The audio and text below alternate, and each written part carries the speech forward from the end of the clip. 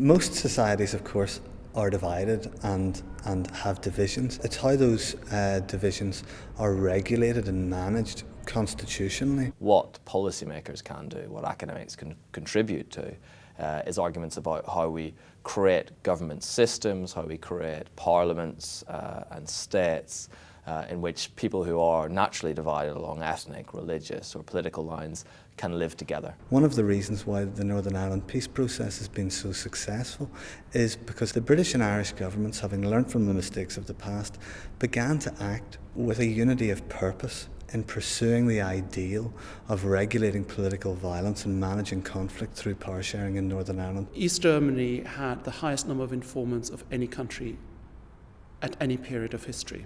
Because of the sheer divisiveness of people spying on their neighbours, East Germany chose a very distinctive and pioneering way of dealing with the legacy of that past by throwing the archives open to the victims. So hundreds of thousands of victims since 1990 have looked at their own personal files. The East German example was a very powerful and important precedent for what then happened in South Africa and a number of Latin American countries in their attempts to deal with their own past through truth and reconciliation committees, whereby these countries chose to publicly acknowledge what happened rather than having these attempts at generating private memory in the way that the East Germans had done. It's actually the agreement, or the power sharing agreement in Lebanon's case, that holds the society together in the face of adversity in a very unstable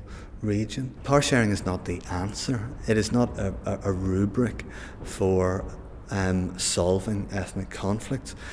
It's more like a plaster cast on a fractured arm.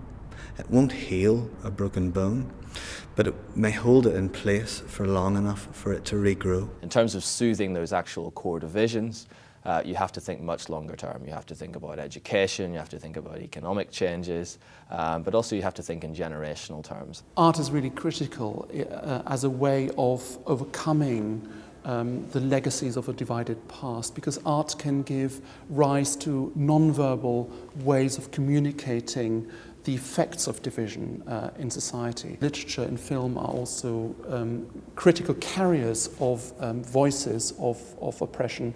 And in East Germany, for instance, The Lives of Others, which I think clearly touched millions around the world, is a very good example of this.